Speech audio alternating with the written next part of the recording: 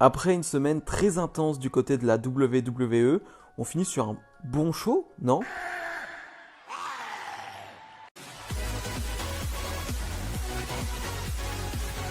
Et bonjour à tous, on se retrouve aujourd'hui pour le résultat de SmackDown du 4 juin 2021. On ouvre bien évidemment ce SmackDown avec le champion Universal Roman Reigns qui va faire une petite promo mais qui va surtout demander à ses cousins de venir, ses cousins qui ont un match pour les titres par équipe des Mysterio ce soir. Et donc il va demander comme d'habitude à Jey Uso de dire que c'est le chef de tribu. Jey Uso le fait comme d'habitude, mais il va surtout demander à Jimmy et Jimmy non, il a pas envie. Il lui a dit je croyais que je l'avais déjà fait à Hell in a Cell, mais de toute façon ce soir c'est pas le moment. Ce soir c'est notre moment, c'est le moment où on redevient champion par équipe. Et Roman Reigns qui va presque leur faire des menaces dans le sens où il va leur dire c'est bien, maintenant t'as parlé, t'as dit les mots, t'as dit les choses. Maintenant, il faut gagner. Ce soir, tu as intérêt à gagner les titres par équipe. La famille te regarde. Donc voilà, petite pression de Roman Reigns pour les Usos. Et le match contre les Mysterio, c'est tout de suite. Et donc, les Mysterio affrontent les Usos donc, et défendent leur titre par équipe de SmackDown. Et sans surprise, le match est excellent. Je dis sans surprise parce que depuis la semaine dernière, on nous avait annoncé le combat et on va pas se mytho. C'est un match que j'attendais énormément parce que les Usos contre les Mysterio, je sais pas si c'est un dream match. Encore une fois, moi, c'est un match que j'attends énormément. Et le match est vraiment très bon, construction très basique avec un Rey Mysterio qui va se faire ultra dominer pendant tout le combat. Et c'est Dominic qui va avoir le droit de faire le hot tag, un super hot tag de Dominic d'ailleurs, où il va faire un suicide dive, il va faire un springboard crossbody, il va enchaîner avec une sorte de tornado DDT, enfin bref, vraiment un superbe tag de Dominic. Et vraiment ça match super bien, Dominic qui va vendre super bien aussi derrière. Bon, bref, vraiment c'est du bonheur ce combat, vraiment je prends beaucoup de plaisir et ça se termine un peu abruptement, je trouve que c'est un peu trop brut, un peu trop bim, d'un coup, le finish. Dominic Mysterio va faire un roll-up sur l'un des Usos, il va gagner ce combat. On va finalement voir avec le replay que l'un des Usos avait l'épaule levée pendant le tombé, donc ça sent la feud qui va durer et c'est normal. Hein. On parle des Mysterio contre les Usos, donc je pense que ça va durer peut-être jusqu'à SummerSlam, j'imagine quelque chose comme ça. Mais bon, outre la fin de match et la finalité qui est toujours un peu pas WWE-esque, j'ai envie de dire, et le combat était très bon. Liv Morgan face à Carmella. Pas grand chose à dire sur le combat qui va durer 3-4 minutes. Il y a un move, on va dire, intéressant du combat. Il est donné par Liv Morgan qui va faire une sorte de backbreaker, mais avec ses pieds. Je trouvais le move plutôt cool. Et finalement, Carmella va l'emporter en 3-4 minutes. Donc, dure semaine pour Liv Morgan qui a perdu Ruby Riott, qui s'est fait licencier, qui perd en 3 minutes face à Carmella.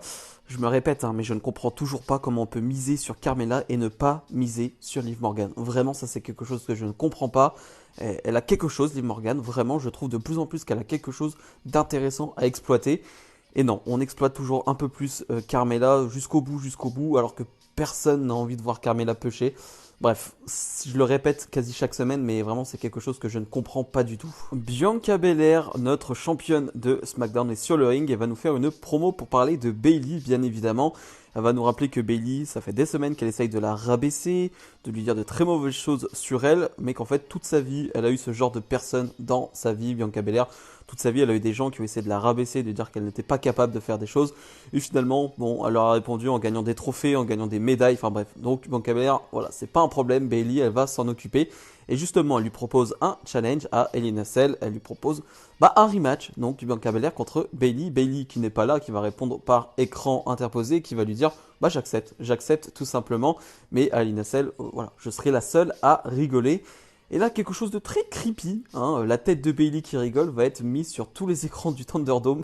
Donc c'est un peu marrant, un peu creepy, mais un peu marrant quand même, avec Bayley qui a un rire insupportable. Bref, Bayley, elle en fait pas beaucoup, mais à chaque fois c'est très bien. Vraiment, elle joue la heal parfaite, elle est désagréable, elle est insupportable. Et c'est ce qu'on veut d'un heal. Donc voilà, la feud m'intéresse pas énormément non plus, mais Bayley et Bianca Belair font vraiment du bon boulot. Petit aparté, comme d'hab, pour vous demander de vous abonner. Voilà, si vous aimez ce que je fais, si vous aimez mes vidéos, mes reviews de show, n'hésitez pas à vous abonner. Voilà, merci beaucoup. Shinsuke Nakamura face à Baron Corbin, cette feud qui dure depuis quelques semaines maintenant, dont on se fiche un peu, où la seule préoccupation de Nakamura et de Baron Corbin, ce ne sont pas les victoires et les défaites, ce sont juste la couronne de roi. Et là, ça va se voir, encore une fois, parce que Shinsuke Nakamura va perdre le combat en 2 minutes, quelque chose comme ça. Vraiment, c'est très très court. Et Corbin va vouloir partir avec la couronne, mais finalement Nakamura va récupérer la couronne et va être hyper content. Donc vraiment, Nakamura passe pour un idiot. Il vient de perdre un combat à SmackDown, mais il est tout content parce qu'il a une couronne. Voilà, voilà, c'est tout ce qu'il y a à dire. Vraiment, c'est tout ce qu'il y a à dire. Nakamura est content parce qu'il a une couronne. Apollo Crews défend son titre intercontinental face à un Kevin Owens qui va être blessé. Voilà, on sent que Owens est mal en point. Alors c'est sans doute à cause de l'attaque de Aziz, hein, le commandant Aziz, l'associé d'Apollo Crews la semaine dernière, donc qui a attaqué Kevin Owens. Donc Owens n'est pas forcément en pleine forme et on a donc ce combat avec un Apollo Crews qui va dominer le combat et un Owens qui va essayer de revenir un tel un gros babyface qu'il est. Et vraiment, c'est un très bon combat. Vraiment, il n'y a rien à dire. Là aussi, c'est un très bon combat avec un schéma très classique, encore une fois, avec le heel qui va ultra dominer et le face, donc Owens, qui va arriver avec voilà, la force du babyface ultime, hein, qui va essayer de gagner ce combat. Et voilà, ça fonctionne très bien. Apollo Crews est un bon heel, vraiment, c'est un bon heel de mid-card, il faut le dire. Même si j'aime pas trop cette gimmick avec cet accent, tout ça, bon, ça c'est autre chose. Mais c'est un bon heel de mid-card et c'est très bien. C'est là où est sa place, dans la mid-card, et c'est un très bon catcheur de mid-card. Et donc Owens qui va finalement perdre ce combat clean. Hein, voilà, il n'y a pas d'intervention, il n'y a pas quoi que ce soit de Aziz. Non, Apollo Crews gagne ce combat clean et c'est très bien. Après le combat, Owens va se faire attaquer par Sami Zayn. Décidément, Sami Zayn et Owens, ce n'est jamais terminé. C'est un peu dommage. Voilà, on ne sait pas combien de temps ça dure, combien de temps ça va durer, mais c'est un poil long, même si, encore une fois, ça donne que des bons combats entre les deux. Et bah, faut peut-être passer à autre chose quand même, parce que bon, ça fait quand même un petit moment que ça dure, et c'est toujours un peu la même chose. Le main event, on retrouve les Mysterio qui défendent leur titre par équipe de SmackDown face aux Usos. Et oui, parce qu'en début de soirée, je vous l'ai dit, il y a eu ce combat avec une fin qui n'était pas vraiment une fin très clean. Avant, l'arbitre n'avait pas vu que Jimmy Uso avait l'épaule décollée. Donc les Usos se sont plaints auprès d'Adam Pearce et de Sonya Deville, et ils ont fait en sorte que ce match, le rematch, ait lieu ce soir, donc dans le main event. Et on va voir des Usos très énervés pendant ce combat parce que Roman Reigns est venu les voir forcément après leur défaite sur le premier combat de la soirée et leur a dit mais vous êtes censé être une équipe légendaire, vous êtes 6 ou 7 fois champion par équipe, je ne sais plus, et vous venez de perdre contre un enfant, contre Dominic Mysterio. Donc ça a un peu énervé les Usos qui vont ultra dominer. Cette fois-ci c'est Dominic Mysterio qui va se faire ultra dominer et c'est Rey Mysterio qui va faire le tag. Encore une fois, c'est plus court là que le premier match, mais c'est très bon, vraiment ça fonctionne bien, c'est tout bête, hein, mais tu mets que des bons catcheurs dans un ring et ça fonctionne très bien. Jusqu'au moment où les Mysterio sont prêts à remporter le combat et Roman Reigns, le champion Universal, en a marre et va arriver et va détruire les Mysterio. Quand je dis détruire, c'est le bon terme. Vraiment, il va les fracasser avec des escaliers, il va leur faire sa prise de soumission, il va lui mettre des gros coups de coude dans la tête à Dominique. Enfin, vraiment, il va être très violent, Roman Reigns. Et j'adore ça. Vraiment, j'adore voir ce Roman Reigns très énervé qui est en mode les Usos, mes cousins, vous n'arrivez pas à faire ce que moi j'arrive à faire en 15 secondes. Voilà. Vous n'êtes pas au niveau pour le moment. Je vais vous montrer comment on fait, comment on détruit les Mysterio. Et le show se termine avec Roman Reigns qui détruit Dominic Mysterio. J'ai vraiment kiffé. J'ai vraiment kiffé. Alors oui, il n'y a pas de fin à ce combat, ça c'est dommage.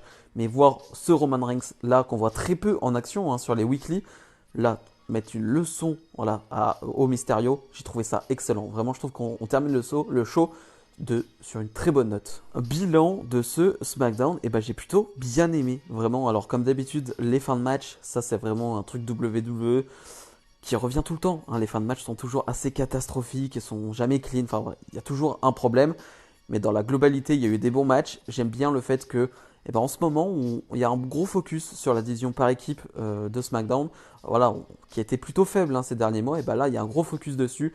Et je trouve que c'est plutôt bien fait, bien réalisé. Et je suis intéressé par ça parce qu'ils y rajoutent Roman Reigns. Voilà, donc c'est toujours très intéressant.